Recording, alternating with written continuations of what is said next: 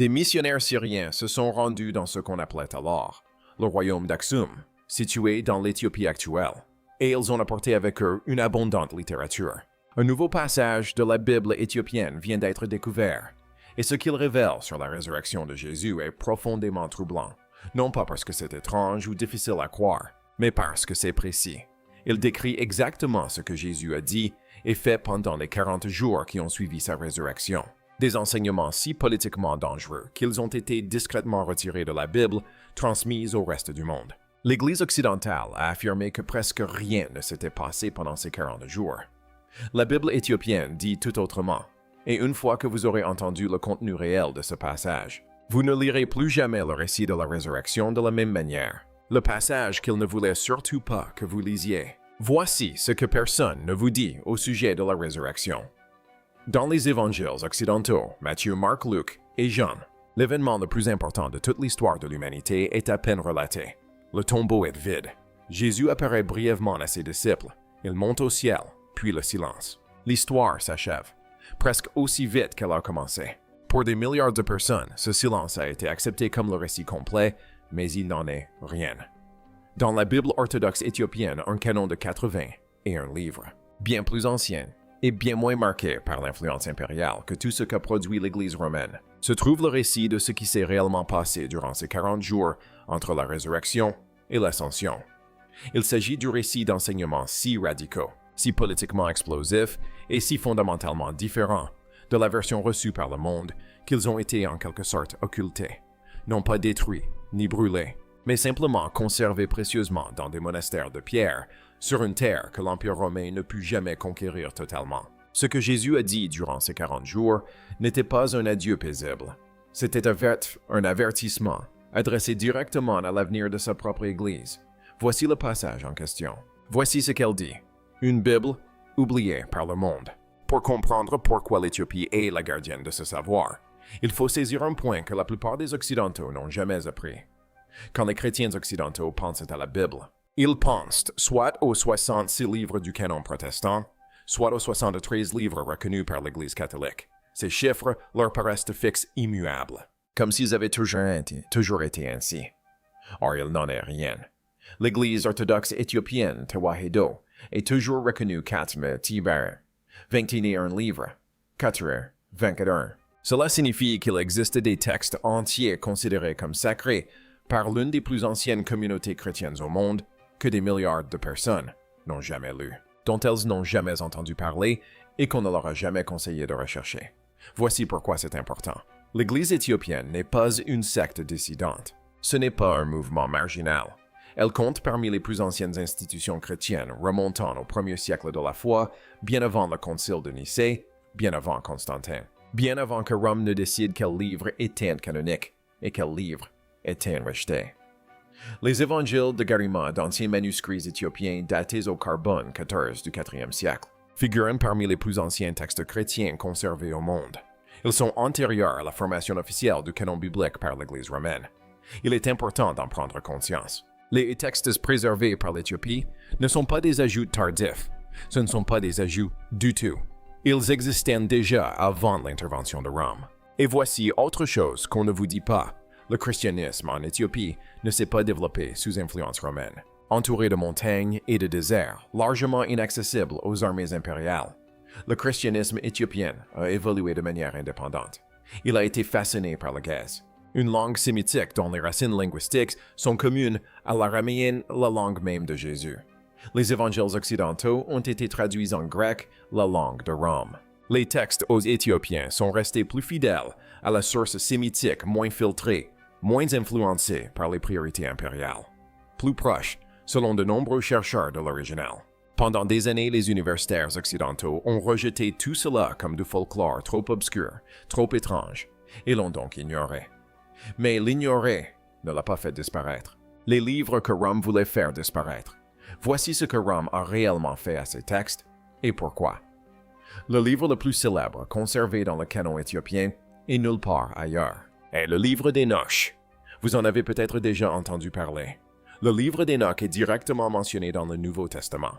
L'Épître de Jude en fait mention. Pourtant, il a été retiré du canon biblique occidental par l'Église romaine.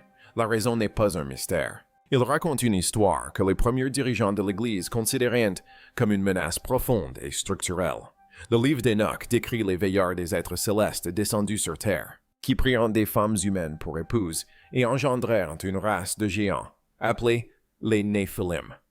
Plus dangereux encore, ces êtres déchus partagèrent avec l'humanité des connaissances interdites. La fabrication d'armes, les secrets du monde caché, les arts de la guerre et de la tromperie. C'est l'histoire d'êtres divins qui abusent de leur pouvoir et déchaînent le chaos. Pour une institution qui dépendait de la projection d'un ordre divin incontesté à travers sa propre hiérarchie, ce n'était pas une histoire qu'elle souhaitait voir diffusée. L'Éthiopie l'a néanmoins conservée. Le canon éthiopien comprend également le livre des Jubilés, parfois appelé la Petite Genèse, qui relate le récit de la Genèse avec de nouveaux détails et introduit un calendrier solaire qui entre directement en conflit avec le calendrier ecclésiastique romain. Une communauté suivant un calendrier différent est une communauté qui ne peut être pleinement synchronisée, contrôlée, ni absorbée par un système religieux impérial. De plus, il existe 15 textes supplémentaires des livres entiers présents dans la Bible éthiopienne et absents de toute autre tradition chrétienne. Ces textes offrent un récit différent de l'histoire du christianisme primitif, façonné par d'autres facteurs que les seules priorités du pouvoir. C'est ce que les moines éthiopiens ont préservé, et non ni folklore ni légende. Les archives occultées de ce à quoi ressemblait réellement le christianisme primitif, avant que Rome ne décide de ce qu'il était autorisé à dire. Dès lors, la question se pose. Si l'Éthiopie a préservé ses livres, ceux que Rome ne voulait voir personne lire, qu'a-t-elle préservé concernant la résurrection elle-même? Si vous n'êtes pas encore abonné, c'est le moment. Les paroles de Jésus durant les 40 jours qui ont suivi sa résurrection sont à l'origine de cette chaîne. Abonnez-vous avant d'aller plus loin, car la suite est ce qu'il voulait absolument cacher à l'Occident 40 jours, dont il n'a jamais entendu parler. C'est ici que le passage révèle un élément jamais consigné dans aucun évangile occidental. Ce texte s'intitule le Mashaf Kidan, autrement dit, le livre de l'Alliance. Il s'agit d'un manuscrit, écrit à la main anglaise sur parchemin traité copié de génération en génération dans les monastères des hautes plateaux où l'air est raréfié, les portes épaisses et où les étrangers ne sont pas admis sans autorisation. Le clergé éthiopien le considère comme un témoignage direct de l'enseignement de Jésus à ses disciples durant ces 40 jours. Non pas une métaphore ni une interprétation théologique, mais un récit authentique. Et le portrait de Jésus qui se dégage du Mashaf Kidan ne ressemble en rien à l'image que la plupart des chrétiens occidentaux ont apprise. Arrêtons-nous un instant car cela est important. Dans les évangiles occidentaux, le Jésus ressuscité est présenté de manière presque délibérément sobre. Il apparaît dans une pièce fermée à clé. Il marche sur le chemin d'Emmaüs. Il se tient sur les rives du lac de Tibériade. Il prononce un bref dernier message.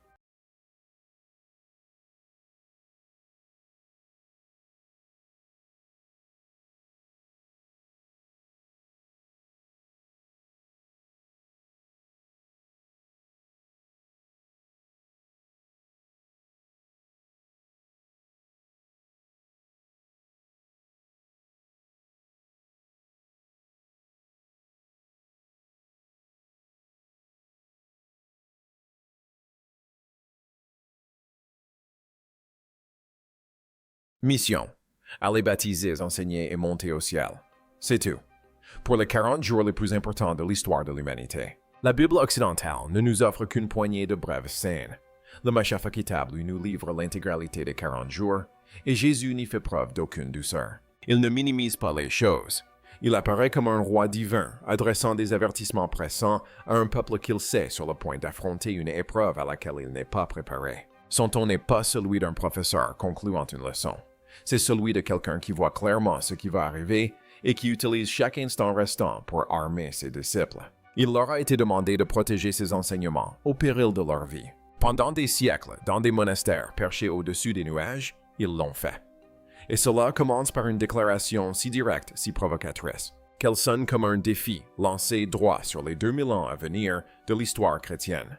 L'arme de son Père. La première loi du Mashaf Kitab est aussi la plus dérangeante. Jésus dit à ses disciples que l'arme de son Père n'est pas faite de main d'homme, ni forgée de fer, ni portée par des soldats. L'arme de son Père, c'est la compassion, la force d'un esprit qui construit plutôt qu'il ne détruit. Et puis, ce passage dit quelque chose qu'aucun canon occidental n'a jamais attribué au Christ ressuscité. Ne recourez pas à la violence en mon nom. Relisez ceci. Ne recourez pas à la violence en mon nom. Cet homme vient de revenir d'entre les morts. Il a vaincu la tombe. Il se tient devant ses disciples investis de la pleine autorité divine. Et le premier enseignement qu'il donne, la toute première loi qu'il édicte, est celui-ci. Quoi que vous fassiez, n'utilisez pas la force en mon nom. Dans un monde où les croisades, l'Inquisition et des siècles de guerres de religion seraient finalement perpétrés explicitement au nom de Jésus-Christ, ces paroles résonnent comme une explosion. Il poursuit. L'esprit sera votre force.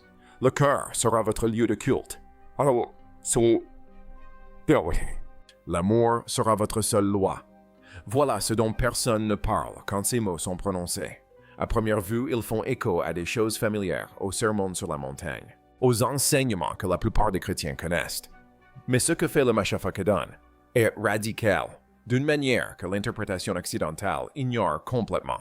Si le cœur est le véritable lieu de culte, qu'est-ce que cela révèle sur les immenses cathédrales de pierre qui allaient être construites à travers le monde romain en son nom?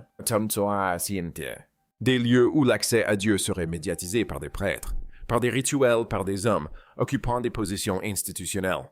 Si l'amour est la seule loi, qu'est-ce que cela explique sur les centaines de règles doctrinales, les murs théologiques rigides, les structures de pouvoir hiérarchiques qui allaient définir le christianisme occidental pendant les 2 millénaires suivants?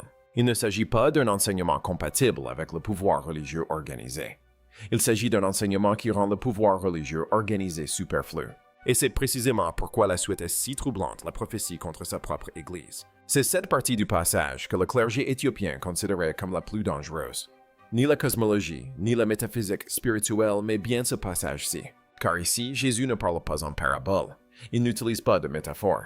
Il prononce une prophétie directe et explicite concernant l'institution qui sera construite en son nom et son impact sur son message. Il avertit ses disciples. Ce que je vous ai enseigné sera changé non pas progressivement, non pas par accident, mais délibérément. Beaucoup prétendront parler en son nom sans aucun lien véritable avec lui. Ces paroles seront déformées, réinterprétées, instrumentalisées à des fins personnelles. Dans les années et les siècles à venir, d'immenses édifices de pierre et d'or seront érigés, et ces édifices seront présentés au monde comme les maisons de Dieu, alors qu'en réalité, ils servent les intérêts de ceux qui les contrôlent. La transformation du cœur humain, qui est le but ultime, sera remplacée par des mises en scène, des rituels, des spectacles destinés à produire l'obéissance plutôt que l'éveil. Et c'est à cette phrase que les moines éthiopiens reviennent sans cesse. Il dit à ses disciples, « Cherchez-moi dans des lieux paisibles, dans des espaces simples et humbles, car c'est là que mon véritable message demeurera. » Songez à ce qui s'est passé en Suède. Quelques siècles après la résurrection, le christianisme est devenu la religion d'État officielle de l'Empire romain. Le maître itinérant de Galilée a été devenu la figure emblématique du plus puissant appareil institutionnel de l'histoire occidentale. Les églises sont devenues des centres politiques, les évêques, des princes. Les pauvres que Jésus avait explicitement et à maintes reprises placés au centre de son enseignement sont devenus la population que l'Église institutionnelle a le plus constamment abandonnée. La tradition éthiopienne ne parle pas d'accident, mais de la trahison qu'il avait pressentie, celle dont il avait averti ses disciples 40 jours après sa résurrection. Il s'est tenu devant eux et leur a annoncé précisément ce qui allait arriver à son nom. Et cela s'est produit malgré tout presque exactement comme il l'avait prédit. C'est ce que dit le passage, et ce n'est pas terminé. Le combat entre deux flammes. Or, le Mashafakadan va encore plus loin. C'est là que l'enseignement post-résurrection cesse d'être une critique institutionnelle et devient une réflexion qui semble avoir été écrite pour notre époque. Jésus dit à ses disciples que sa mort n'était pas ce qu'ils croyaient. La mort, dit-il, n'est pas une fin. C'est plutôt comme changer de vêtement. Le corps est un vêtement temporaire matériel, éphémère, emprunté. Quand le corps disparaît, l'esprit continue toujours sans interruption.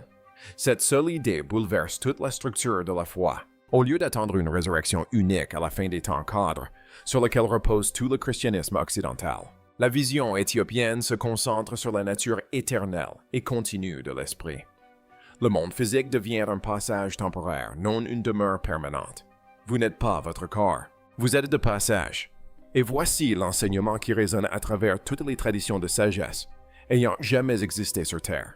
Il dit que chaque être humain porte en lui deux flammes intérieures. L'une s'élève vers la lumière, l'autre se tourne vers les ténèbres. Chaque pensée, chaque parole, chaque choix, tout alimente une de ces flammes, façonnant instant après instant la direction que prend l'âme. Il n'y a pas de neutralité dans cette vision. Vous choisissez sans cesse. Vous nourrissez constamment une flamme ou l'autre.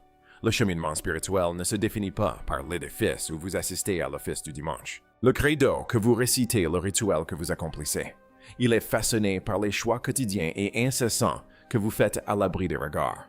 Et puis, le plus difficile dans tout ce passage, le Christ ressuscité décrit un état qu'il appelle la mort vivante. Des personnes qui paraissent vivantes, qui évoluent dans le monde, mangent par le rien, mais qui ont laissé leur lumière intérieure s'éteindre. Elles ont comblé ce vide par l'orgueil, l'accumulation de richesses, la soif de statut et de pouvoir. De l'extérieur, rien ne semble anormal. À l'intérieur, ils vivent dans ce que le texte décrit comme une tombe ambulante. Vous connaissez déjà des gens comme ça. Vous avez peut-être été comme ça. Moi aussi. Ce passage ne sonne pas du tout comme un texte sacré ancien. Il ressemble plutôt à un diagnostic de notre époque. Et avant même d'avoir pu l'assimiler pleinement, il livre ce qui est peut-être sa révélation la plus explosive à ce jour. L'architecte des ombres. C'est ici que le livre d'Alliance évoque ce que l'Église romaine qualifiait d'idée la plus dangereuse du monde antique. Jésus explique à ses disciples que l'univers a été façonné par deux forces distinctes. La première, le Père de lumière, la source ultime de toute vie authentique, de tout amour, de toute vérité. La seconde est ce que le passage appelle l'architecte des ombres. Un créateur secondaire aveuglé par sa propre arrogance, responsable de la construction du monde physique tel que nous le percevons. Le monde physique, une illusion beau en surface, mais vide en son cœur. Dans cette vision, l'architecte des ombres règne sur tout ce que l'œil humain peut voir et désirer, la richesse, le pouvoir, les empires, les grands monuments, et surtout, la peur. Ceux qui s'allient à l'architecte des ombres acquièrent une influence considérable dans le monde physique, mais au sein d'une réalité qui n'est que partiellement réelle. Et c'est là le danger que Jésus nomme explicitement. Les générations futures confondront l'architecte des ombres avec le divin véritable. Le Dieu du pouvoir terrestre sera adoré comme le Dieu de l'amour. Méditez un instant sur cette idée. Les spécialistes du christianisme primitif la connaissent bien sous le nom de gnosticisme, la tradition gnostique, qui soutenait que le monde matériel avait été créé par un être inférieur et imparfait, et que le Christ était venu libérer les âmes humaines de son emprise. N'était pas un mouvement marginal au sein du christianisme primitif. Elle était omniprésente et attirait des adeptes dans tout le monde antique. L'Église romaine la traqua alors avec une férocité systématique, la qualifia de pire hérésie, et détruisit tous les textes qu'elle put trouver. En 1945, une jarre d'argile scellée fut découverte dans le désert égyptien, près de Nag Hammadi. À l'intérieur des rouleaux ayant survécu à la purge, des textes anciens enfouis sous terre depuis plus de 1000 ans. Chacune de ces doctrines s'articule autour de la même idée. Le créateur du monde physique n'est pas le Dieu suprême, et le Christ a été envoyé pour libérer les âmes humaines de l'illusion. Condamnée comme hérésie en Occident, elle est discrètement préservée en Éthiopie, jamais interdite, jamais effacée. Et si tel est ce que le passage a déjà révélé, que dit-il de la bataille qui se livre actuellement à l'intérieur de chaque être humain? La guerre invisible intérieure. Le dernier enseignement de cette section du Mashafakadon est le plus intime et à certains égards le plus bouleversant. Dans un texte connu sous le nom de Rouleau céleste, Jésus révèle une vérité sur la nature de chaque vie humaine. De la naissance à la mort, dit-il. Chaque personne est accompagnée de deux présences invisibles. Le premier est un gardien, un compagnon spirituel, guidant l'âme vers la lumière, la clarté et la vérité. Le second est un trompeur œuvrant dans les recoins les plus sombres de l'esprit. Il sème le doute, la confusion, le ressentiment et la peur, là où régnait autrefois la certitude. Ils sont présents en ce moment même dans chacune de vos décisions d'aujourd'hui. Dans le calme où vous êtes le plus honnête avec vous-même comme dans le tumulte, où vous risquez le plus de vous convaincre de ce que vous savez être faux. Et Jésus ajoute, ce qui détruit toutes les institutions religieuses rassurantes jamais bâties. Aucun temple ne peut mener ce combat à votre place. Aucun chef, aucun rituel, aucune organisation d'aucune sorte. La guerre entre la lumière et les ténèbres se livre entièrement en vous. Seul un esprit conscient et éveillé qui reconnaît la nature de ce combat peut choisir la bonne voie. Voici pourquoi ce message a été enfoui.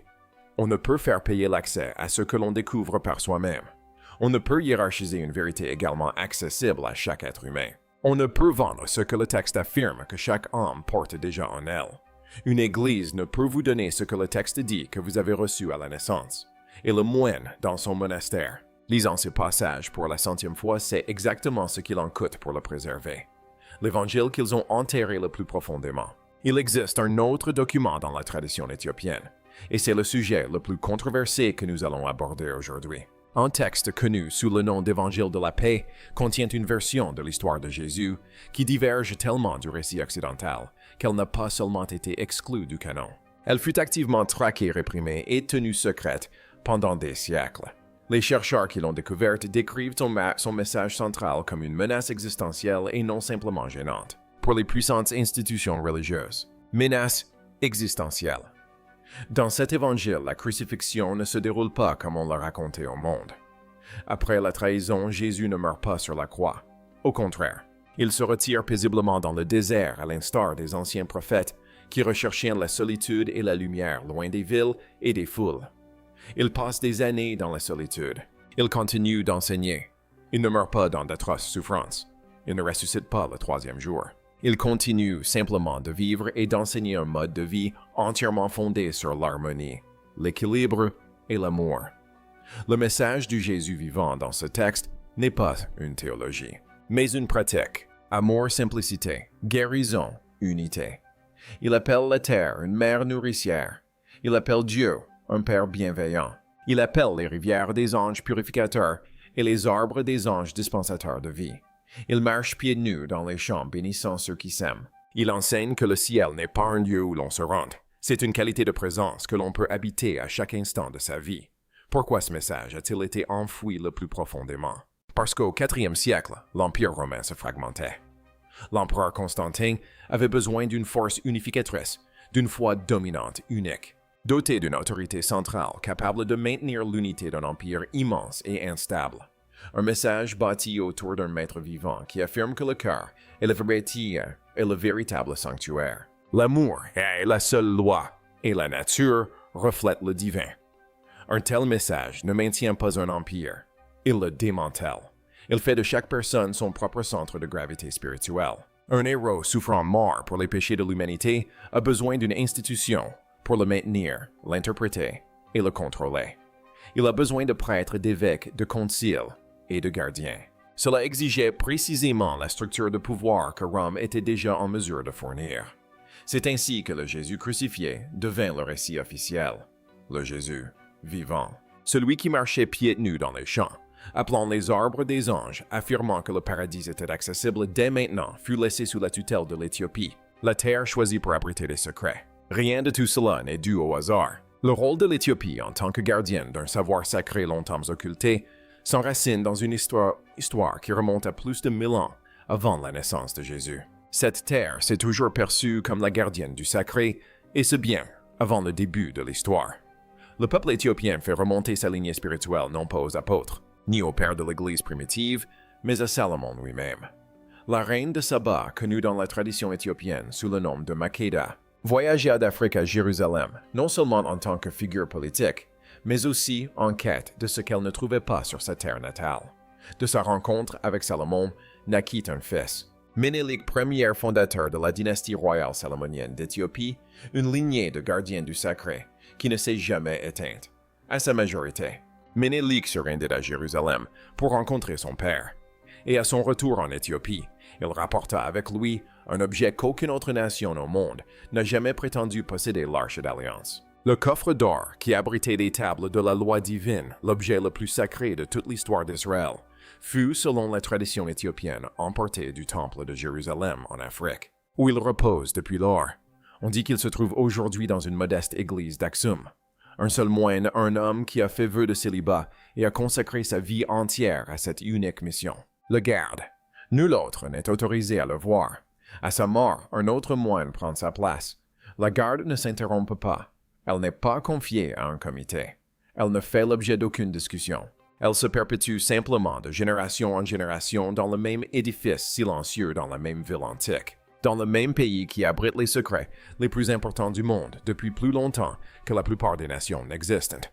C'est la Terre qui a conservé l'Arche. C'est la Terre qui a conservé le livre d'Enoch et le livre des Jubilés, lorsque Rome traquait chaque exemplaire qu'elle pouvait trouver. C'est ici que, dans l'air raréfié des monastères des hauts plateaux des moines recopiant à la main le Mashafa Kedan, le transmettant de génération en génération, avec la même ferveur que celle qui accompagnait la protection de l'Arche, lorsque les enseignements les plus subversifs de Jésus durant survivre, lorsque ces paroles des 40 jours suivant la résurrection se révélèrent trop radicales pour Rome, l'Éthiopie était déjà là. Elle préservait déjà ses trésors. Elle portait déjà en elle ce que l'Empire avait décrété interdit au monde. Voilà l'histoire cachée, non pas un substitut à ce que vous savez déjà, mais les chapitres arrachés avant que le livre ne vous soit remis.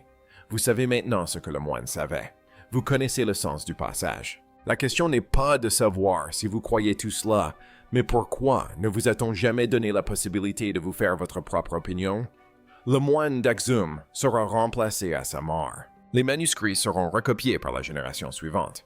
La protection de ces textes ne s'arrête jamais car certaines vérités sont trop importantes pour être laissées sans surveillance. Si ce que vous venez d'entendre vous interpelle, abonnez-vous. Non pas parce que cette chaîne a besoin de ce numéro, mais parce qu'il y a d'autres choses cachées qui n'ont pas encore été révélées. Et ceux qui n'étaient pas censés entendre tout cela sont précisément ceux qui méritent de savoir la suite. Laissez vos commentaires ci-dessous. Nous lisons tout le monde.